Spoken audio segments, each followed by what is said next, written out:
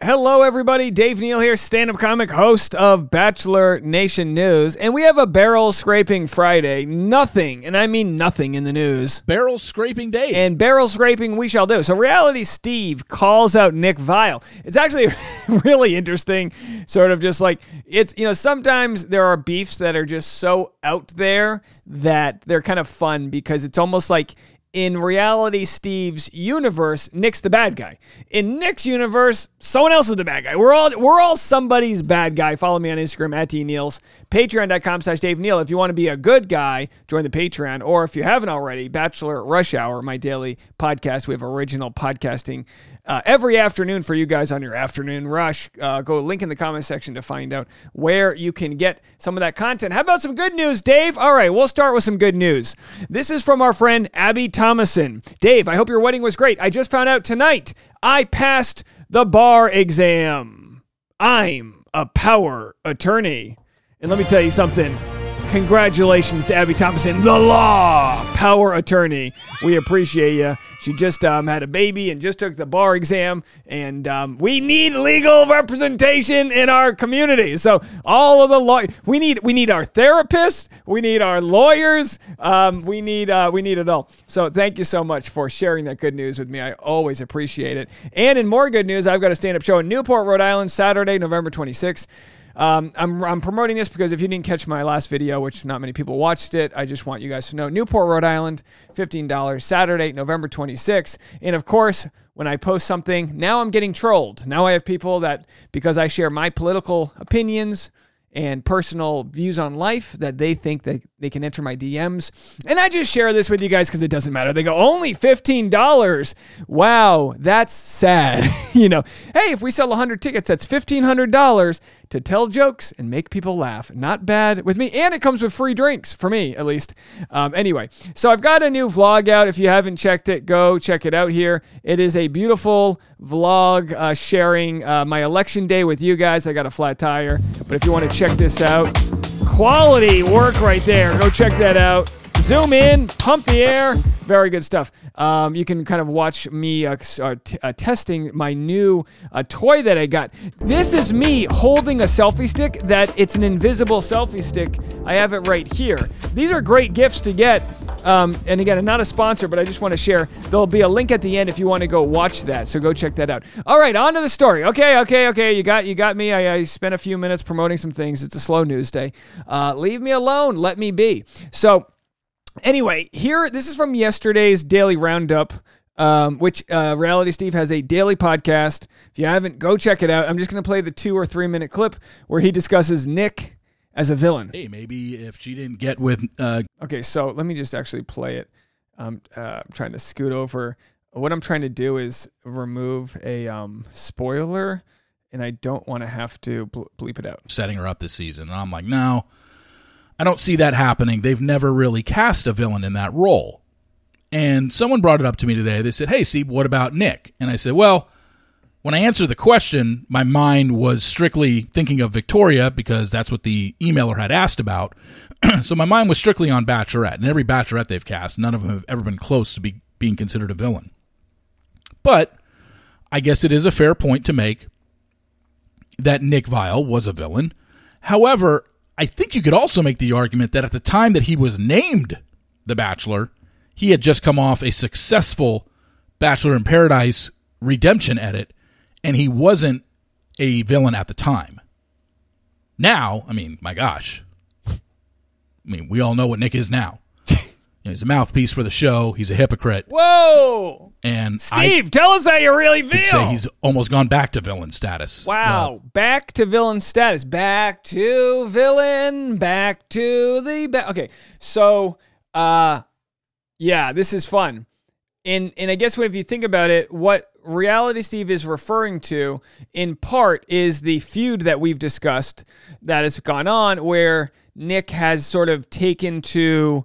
doing what he does well on his podcast, which is to, Nick is like, he's like the water that gets in the cracks on the road, and then the winter comes and the water turns into ice and it breaks the cracks open, and then your exhaust system gets ripped out because you live in New England and you hit whatever. Nick's a pothole. but hey, potholes get attention. Squeaky wheel gets the grease. So Nick does a good job with his podcast. The problem is he's also intermingling with the audience. Like, I get it. I generally think Aaron Clancy is a good guy. He's been nice to me, and yet I made a video yesterday where I was kind of like razzing him, but also not, and you fill that in for any character out there. I think Greg Grippo seems to be a good guy. He goes to therapy, he tries to do the best or whatever, but I've made videos criticizing him. And Katie Thurston, I think, is a good person. I invited her to my G-dang wedding. I think she's a good person, but she's messy. She'll tell you how she feels. She'll cast a large wake, as they say. Now with Nick, we shared this the other day. He, sort of baits Rachel Recchia into responding to a TikTok where he accuses her of like smiling as she dumped Avon. And then she's like, why would I go on your show? He's like, oh, come on the show. We'll talk it out. She's like, why would I go on the show? You're just knocking people down. So that's what he does to an extent, is he discusses people at their most vulnerable. And of course, that can be very tough for anybody who's on the show. Now, does Nick have a right to do that? Absolutely. He's sharing his opinion, and he's one of very few people that can speak towards what it's like to be the lead on a show, to be the villain on a show, to have the country hate you, to be, years removed from the show. He has a very unique set of skills where he can address all of that. Now, at the same time, when you address things, you then get sucked into the story. They always say, like, don't make yourself the story. But through Nick addressing Blake Horstman and calling him an F-boy repeatedly, Blake goes, you're the F-boy. And for Nick criticizing Blake for, releasing the DMs. Release the DMs, release. Okay. Slide into the DMs. ZDMs. I'm going to call it ZDMs for the rest of the day. That sounds like a cool DJ. DJing next, it's ZDMs. Spinning on the ones and twos. Join WKTLA 93.2. ZDMs. Okay. Look, you're getting what you get, and this is it, scraping the barrel. So the point being is that Nick can be a pothole on the show. He can be a barnacle on the show Ship of Progress. And he exposed and called out Blake for sharing ZDMs when then he shared ZDMs with Katie Thurston, or at least his girlfriend did on his podcast. And that's what reignited this whole debate, one of which you can see. I mean, we've got dozens of it. I mean, don't accuse me of not covering. People say, Dave, you only cover the stories you want. I mean, trust me, it's barren out there in the Bachelor Nation news world. There ain't nothing today. I'm here for you. Hit the dang like button and slide into ZDMs. Come see me at a show. I'll be in Cincinnati the day before Thanksgiving. Go bananas for a small show. Don't travel long distances for that show. I shared all this on my newsletter. Link in the comment section if you want to join the free newsletter. But I'll be there. Then I'll be in New York City. West Side Comedy Club Thursday after Thanksgiving. I'm trying to look for the date on that one. Lots of shows. I'll have it all on Instagram, okay? November 26th, Newport, Rhode Island. So, all those shows, and I'm in this weekend, tomorrow, I believe, I have a show in Los Angeles and Hollywood. So, lots going on. Only $15 a ticket. Boy, times must be tough, Dave. Shut up. Get out of ZDMs, if you ask me, if you're going to be trolling. So, anyway, that's what Reality Steve had to say regarding Nick. The way he talks about people in this franchise and the way he tries to pretend things that he's not. So, but at the time, he had just gotten a redemption edit. So I guess it's debatable whether or not he was a lead on this show in this franchise, Bachelor or Bachelorette, that was a quote-unquote villain. He's probably the closest one to it because no Bachelorettes have ever been a villain. And I can't really think of many Bachelors that had a villain edit or a lot of people had a bunch of nasty things to say about them. Because Nick was not well liked on either season that he appeared on, Andy's or Caitlin's. So, yeah, I mean, we'll see. I just thought that was interesting that a reader brought that up to me, and my mind totally slipped on Nick.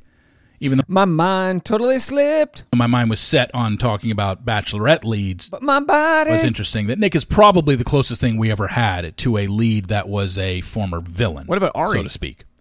future villain. Hi. All right, anyway, so that's what Reality Steve had to say. So, again, hey, just kicking up some drama. That's what we do. You ever do that in a relationship? You're all bored, not much going on, and you just start, like, nagging each other, and you're like, are you trying to pick a fight with me? So Reality Steve calls out Nick Viall right then and there as a mouthpiece for the show.